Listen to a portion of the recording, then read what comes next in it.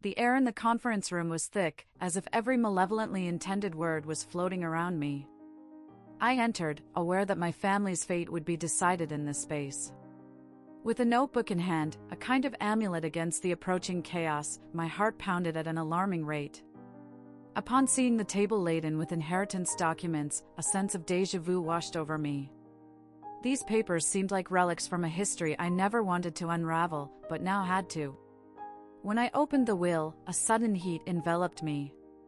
Reality hit me like a punch to the gut. My name, Elizabeth, was absent, a ghost amongst accounts of assets and values.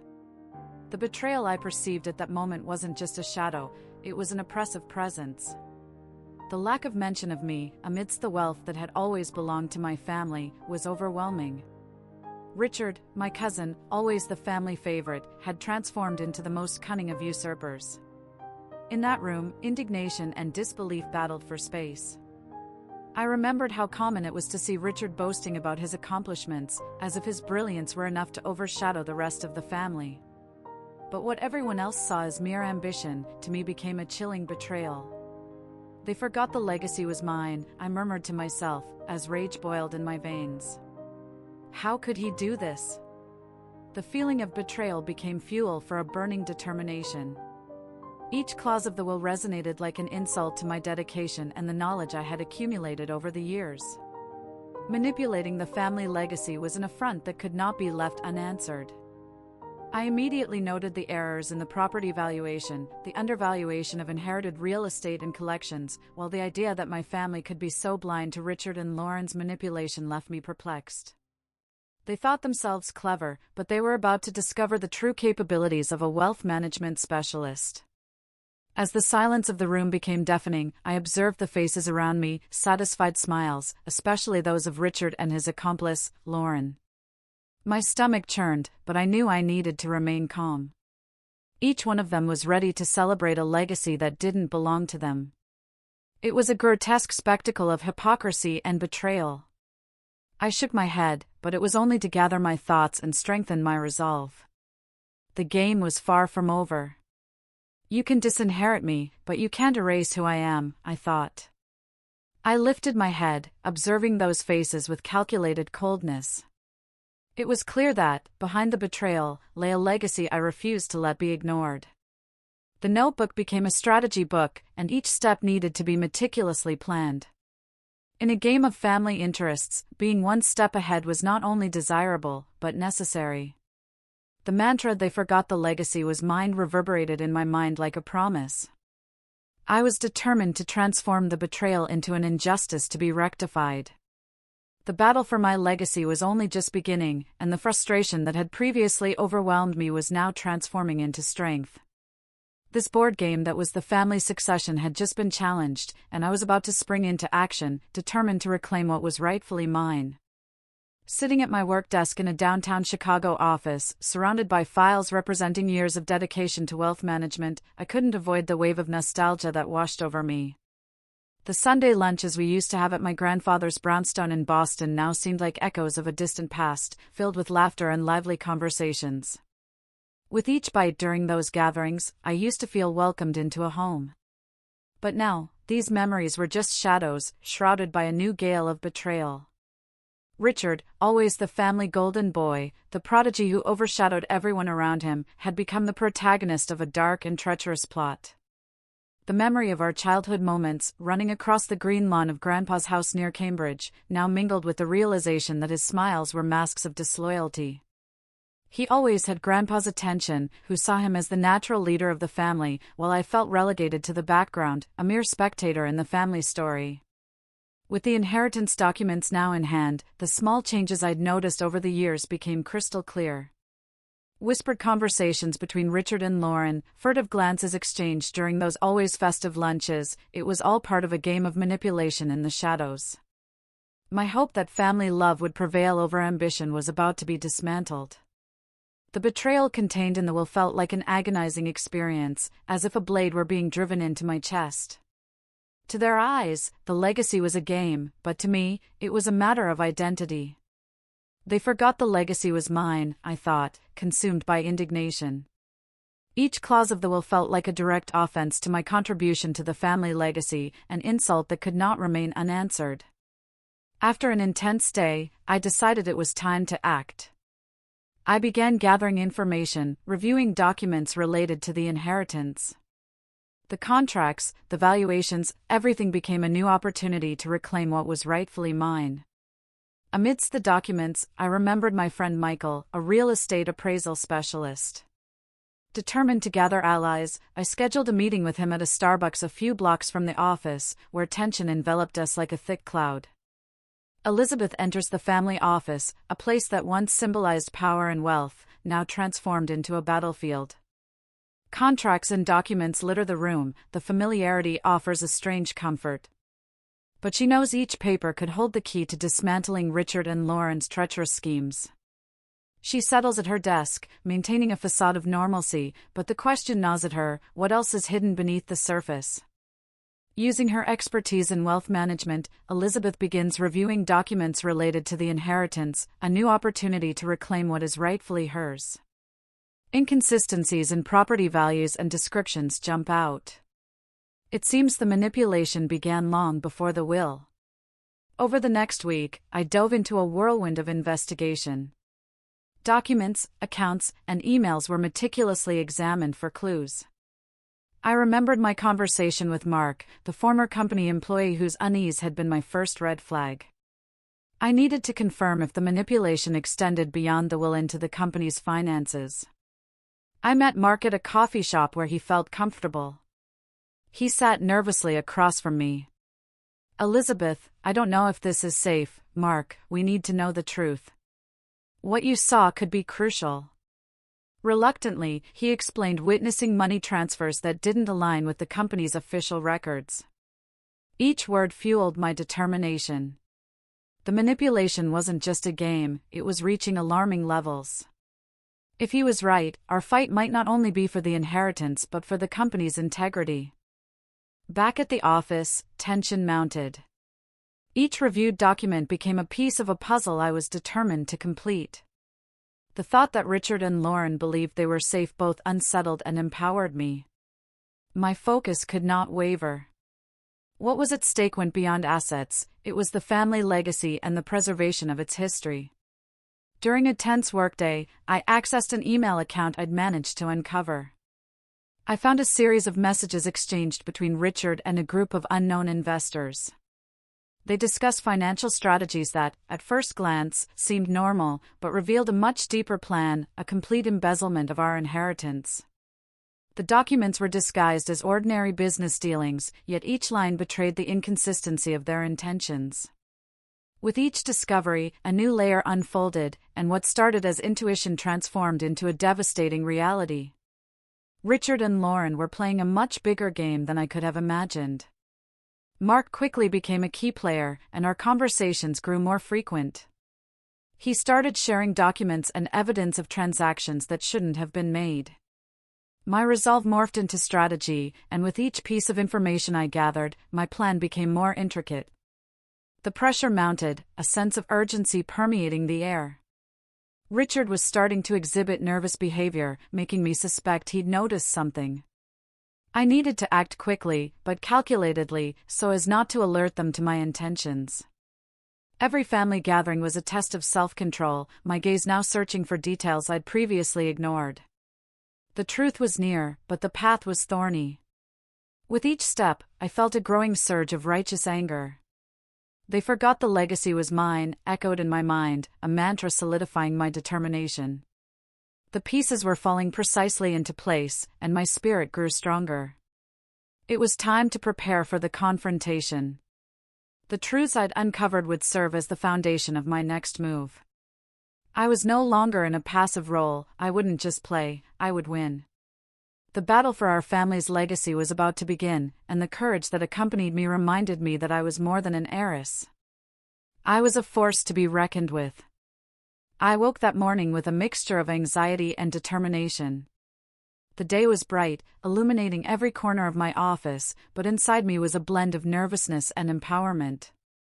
The revelations about Richard and Lauren had become a call to action. I wouldn't let my legacy be usurped without a fight. Their betrayal ignited in me a burning passion for justice that propelled me to take bolder measures. With the information Mark shared and the perspective of Robert, my forensic accountant friend, the situation became clear. I needed to investigate all transactions that might have been manipulated. I invited Robert for coffee. The worried look in his eyes told me I wasn't alone in this mission. "Elizabeth, if you're right, there's more at stake than just the family assets," he warned, his expression serious. And I knew it was true. I laid out the plan, a detailed audit, tracing every financial transaction related to Richard and Lauren. Robert agreed to help, and planning together became a crucial support system. From the start, it was evident the situation was more complex than we imagined, and we needed to proceed with caution. Days blurred into nights, long and exhausting. Hours were filled with spreadsheets, charts, and seemingly endless documents. As we analyzed the transactions, the magnitude of Richard's manipulation began to reveal itself. I found transfers to an offshore account, seemingly legitimate, but disconnected from our family holdings. Each new discovery was like a blow to the trusting conscience I'd placed in my cousin, and it only made me more determined. Mark soon became an essential ally, helping connect the dots of a scheme that was unfolding as we delved deeper. He brought me documents that corroborated my suspicions, revealing business activities that didn't align with what we considered ethical. Richard isn't just diverting funds, he's creating fictitious scenarios and characters to legitimize the transfers, he observed one night, his eyes gleaming with excitement. The tension mounted, and Richard's surveillance became more noticeable. He'd started observing my interactions, looking for any sign that I was aware of his maneuvers. This pressure made me feel like a performer in motion, carefully balancing each action on stage. Every family dinner became a test. I was a puppet on a stage, and one mistake could expose the whole truth. At this stage of the investigation, I realized a direct confrontation might be what I needed to push them to expose themselves. During the next family meeting, I decided it was time to plant a seed of doubt. "Richard, you mentioned a new subsidiary handling some of our assets, but I haven't seen any formal documentation about it," I said, watching his expression shift rapidly. A silence hung over the table, his countenance becoming tense. "Business is complicated. Leave that to those in charge," he replied defensively. There was a thread of nervousness in his voice that I couldn't ignore. The interaction made me realize I was touching a raw nerve. He knew I was searching for the truth, but there was still a long way to go. With Robert supporting the audit, the information started to coalesce. He instigated a new line of investigation into the newly created subsidiary, and we managed to link more of their transactions to everyone involved. Thus, we created a new connection map that could prove the magnitude of the fraud Richard and Lauren had orchestrated. One night, after a long day reviewing data, Robert and I decided to meet at the same cafe where we'd discussed our plan. "Elizabeth, after reviewing all the data, are you really ready to expose all of this at a meeting?" Robert asked, concerned for me. And for the first time, I hesitated. A mix of fear and doubt flooded my heart. The magnitude of what we were about to do weighed heavily on my shoulders. I can't back down. What Richard and Lauren are doing is criminal. While before I had a secondary role, now I'm no longer just an heiress. "I'm willing to fight," I replied with fervor. I reaffirmed my resolve, knowing that what I'd uncovered could dismantle their treacherous strategies and restore what was rightfully mine. Over the following weeks, the tension at family gatherings intensified. Richard and Lauren's behavior became increasingly hostile. They were on the defensive, trying to undermine my presence and decisions. It was almost as if they sensed I was about to blow the lid off their scheme. My plan solidified, and I prepared a concise presentation with all the data collected by Robert and Mark. I knew I needed to be clear and forceful at the meeting. Every detail, every figure, every transaction became the pillars of my argument against them. Nervousness now had little chance of affecting me.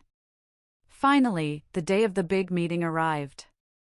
Entering the room, a sense of determination enveloped me.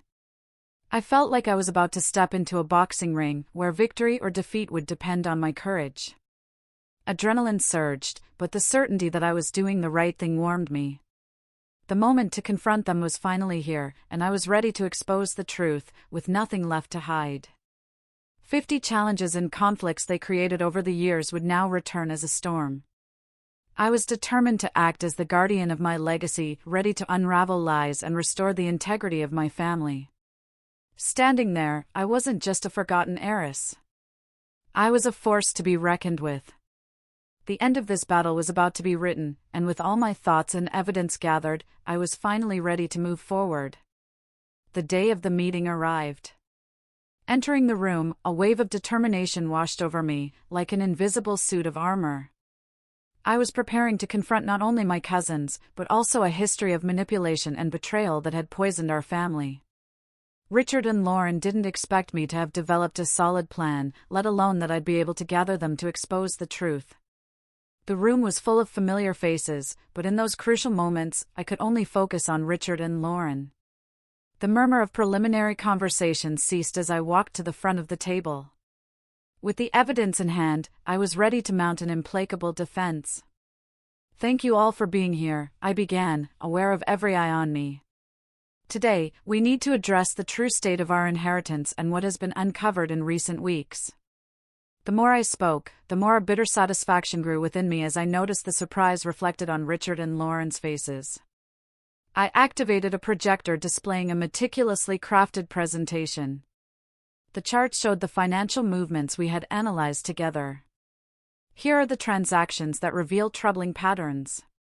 Movement of funds, assets, and the use of offshore accounts that don't belong to this family. The clear intent to divert and hide assets, I declared, and a wave of murmurs swept through the room. Richard, now visibly nervous, tried to interrupt. "You can't just twist the narrative like that, Elizabeth. This is an exaggeration." His voice was hoarse, his face betraying anger and desperation, something that wouldn't go unnoticed. "That's exactly what I'm doing, Richard. Shaping the narrative based on the truth. If you looked at the numbers, you'd uphold the ethics and honesty we were taught. This isn't just a business matter at stake. It's a matter of human and family trust," I continued, clicking through the presentation, revealing more evidence. Each slide exposed, with relentless clarity, the fraud that had been unfolding under our noses. The room was in tense silence. "Look at these transactions and how they connect to you and Lauren," I emphasized, pointing out the relationships between the transfers and those involved. "You betrayed not only my trust, but what should always have been a family legacy." Lauren started to fidget in her chair, her expression twisting into a mixture of anger and disbelief. "You don't know what you're talking about. No one asked for anything from you." Her tone was accusatory, but the tension between the words couldn't hide the insecurity that now spread through the room. I didn't hesitate. "Unfortunately, I know exactly what I'm talking about.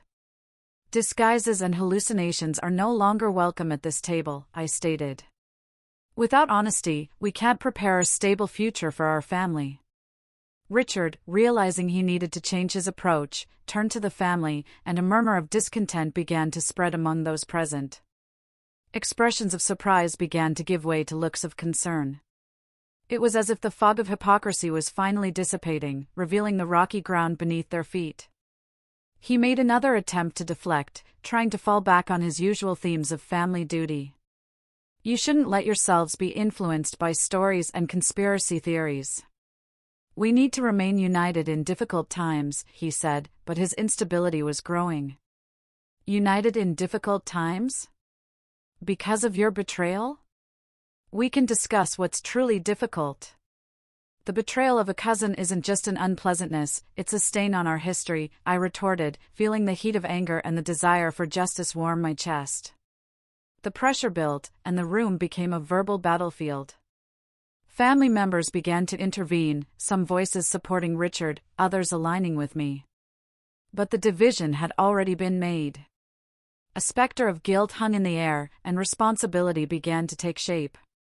I confidently shared the email exchanges between Richard and his lawyer, demonstrating how they had orchestrated the entire scheme.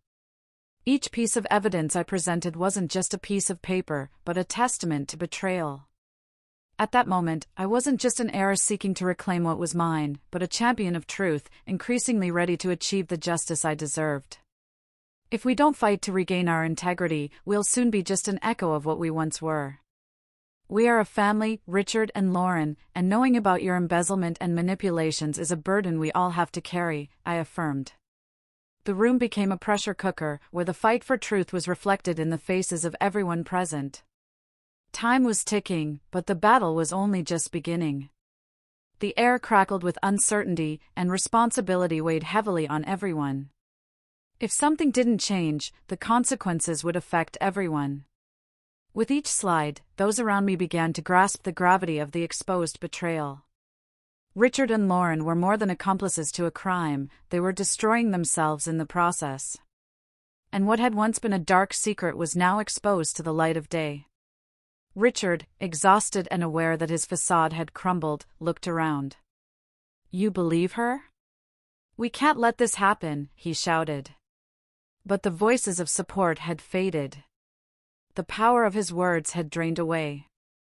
The battle for truth was in full swing, and I was more than ready to move forward. The seed of doubt had been planted amongst us. With each new revelation, I was finally beginning to regain the trust and family structure we all wished to protect. By the end of that day, it was clear my fight was only just beginning. And so, amidst the crossfire and turmoil, I stepped forward, not just as an heiress, but as the guardian of my family's legacy. History could still be rewritten, and I was determined to write a new chapter, where truth prevailed. With renewed courage, I was about to begin a battle that would change the course of our future. The tension in the room was palpable as the impact of my words settled. Every gaze, previously fixed on Richard and Lauren, now turned to me, reflecting the disbelief and anxiety that permeated the air. I had laid bare the truth, and the courage that accompanied me seemed to infuse the room with life, like revitalizing oxygen after a storm. "This can't be happening," a cousin cried out, expressing despair as the revelations began to penetrate the family's consciousness. Shock morphed into confusion, then concern. Faces once supportive of Richard now displayed expressions of disbelief. "Scandal, isn't it?" I provoked. "The real shame is the betrayal that was inflicted upon us." Looking into Robert's eyes, who was in the audience, I saw a mixture of support and excitement. The plan we had devised together was finally in play. Richard, sensing his defense crumbling, attempted to deflect the narrative. "Elizabeth is just trying to create a division amongst us. We can't let this happen." The anger rising in his voice tried to mask the vulnerability he was beginning to expose. "I'm not creating division, you're putting us all at risk," I retorted, firm in my conviction. "We need to deal with what's happening, and we can't hide from the truth." As I spoke, I realized my determination was indeed galvanizing support, and the room was starting to shift to my side. "If we don't act now, the consequences will be greater than you can imagine," I continued. There was an urgency in my voice, and gradually, family members began to murmur amongst themselves, exchanging impressions about what had been presented. Lauren, now clearly uncomfortable, interrupted with a furious expression, "You don't know what you're saying. This is our family name and reputation at stake. Elizabeth, you can't do this." But her plea was weak, and I felt the ground shifting beneath her feet. "If you let me do this, we won't just be cleaning up our family image, we'll be restoring trust amongst us," I responded, seizing my chance to undercut their defense. "The truth must be faced, even if it hurts. Loyalty cannot be built on lies." Richard was clearly at his wits' end. He turned to the others, seeking support, but those who had previously seemed to be on his side now appeared hesitant. "I uphold the family leadership," he insisted, but his voice was wilting under the weight of truth. "And yet, you chose to cover up the truth," I countered, encouraging the room to reflect on Richard's actions. "At this moment, it's your word against the facts. What you choose to believe is a decision that will affect our future." The atmosphere became a mix of anxiety and anticipation. Trust in the room was shifting, and I perceived that certain voices were now beginning to rise in support of the truth. Someone dared to ask me, "Elizabeth, what do you propose we do next?" Without hesitation, I declared that a thorough audit of the family business's finances and operations was essential. We need an unbiased professional to examine everything that has been discussed here and who can ensure the truth is revealed. Only then can we repair what has been damaged and reclaim the legacy we all value. A wave of agreement began to ripple through the room. I felt I had struck the right chord. Family members nodded, and one of the uncles stood up. I agree. We need transparency now more than ever. Richard, sensing his position crumbling, exclaimed, "This is madness. You're ganging up on a family member. What will become of us?" His words were a last-ditch attempt to deflect the truth, but the fissure had grown too deep. We will be purer and stronger. We are a family, and that means protecting each other, but not at the cost of the truth, I replied, already bracing for the next phase of the battle. The increasingly evident truth was beginning to unite people previously divided. The conversation escalated into a heated debate. Uncles and cousins debated the implications of what had been revealed. We can't simply ignore these accusations. We must act, another aunt rose, and thus the wave of support began to build into a clamor for change. For hours, the tension hung heavy in the room. What was once a stigma now revealed itself as an opportunity to renew the family's history. Even Richard, who had been holding his ground, began to waver. The noise had become a double-edged sword for him. At the climax of the conversation, the collective decision began to take shape. When a younger cousin apologized for not having noticed the signs of manipulation and betrayal earlier, the division became a distant echo. Truth was beginning to outweigh any bonds built on lies. Finally, as the meeting concluded, I looked around the room and saw a new hope. There was a tremendous amount of work ahead, but I now had a network of allies to support me. With the new connections forged and determination restored, our family's legacy could still be saved. I had become not only the guardian of the legacy but a cornerstone of the truth behind it. The battle was far from over, but with each step taken, the unity shone brightly amongst us. It was time to move forward and transform this moment into something that would restore not only trust but the history we deserved. With renewed courage, I was ready to fight for our legacy, and the truth would be our greatest ally. The pursuit of justice was only beginning, and I was ready to face any adversity that came my way. After the meeting, a new atmosphere filled the room. The weight of the betrayals had been exposed, but a wave of solidarity began to grow among the family members. Perplexed glances and expressions of distrust gradually transformed into determination and hope. Finally, everyone seemed to realize the importance of defending what was genuinely ours. The time that followed was marked by constant meetings. Together, we decided to form a committee responsible for re-evaluating the family finances, ensuring that any manipulation would be stopped immediately. To my surprise, Richard and Lauren, realizing their influence was waning, attempted to divert attention to other issues, but their resistance became increasingly weaker. We need transparency and accountability, I insisted at every meeting. We can't let lies fuel a legacy of mistrust. The words resonated, and with each new member joining the group, my confidence grew. What once seemed like a tangled web of distrust had now become a solid network of support. One evening, while reviewing the family accounts, I received a message from Robert, informing me that new evidence of suspicious activity had emerged. Adrenaline coursed through me. This could be the call to action we had been seeking, the decisive moment when Richard and Lauren's actions would finally be confronted directly. We reconvened the committee to discuss the new data, and the atmosphere was charged with anticipation. If we can link these movements to the subsidiary Richard created, they won't be able to deny the truth anymore, I argued. Communication channels were open and trust was blossoming among us. Word spread like wildfire, generating a clamor for action. Richard understood that his every move was being tracked and that his room to maneuver was shrinking. When the day of the next meeting arrived, I was ready to present our findings. The room was packed, and I noticed the mood had shifted. Families once divided now sat together, united by the common cause of restoring integrity and trust. We are here not only to expose the lies but to rebuild our history, I began, taking the lead firmly. As I shared the new data, I could see the expressions of disbelief on their faces.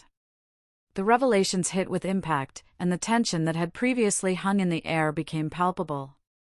Richard, aware that he could no longer deny the evidence, tried to maintain control, but his composure was wavering.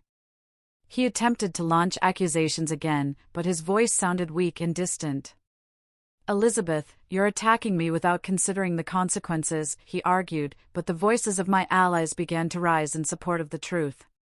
"Enough with the lies," shouted one of the uncles, his anger revealing the frustration accumulated over the years. Robert stood beside me, observing everything, ready to intervene with technical questions, while other family members rose, determined to defend the integrity of the legacy. The revelation became a collective cry for justice, and trust was being restored. "We need to act, and we need to do it together," exclaimed a cousin. What was once a cycle of betrayal was now transforming into a deep and genuine bond. The triumph of truth wasn't just a personal victory, it was the proclamation of a new era for our family. The legacy that once seemed lost was now being salvaged. Together, we were stronger, and that day would become a landmark not only in the struggle we waged against each other but also in the quest for unity. As the meeting concluded, I looked around and saw a glint of determination in the eyes of everyone present. The strength of truth had not only preserved the legacy but also brought to the surface the essence of what it meant to be a family. I had become not just an heiress, but the guardian of our identity and our history. With each challenge faced, I was now certain that the defense of truth would unite us. Finally, the fight for justice had revealed its true worth, and with the future ahead, I was more than ready to write a new chapter, where our family would prosper, united and strengthened. The path wouldn't be easy, but with conviction and renewed dreams, I was prepared to face any consequences. The legacy that once was in danger was now solid, and as its guardian, every step I took was a celebration of the strength we had cultivated.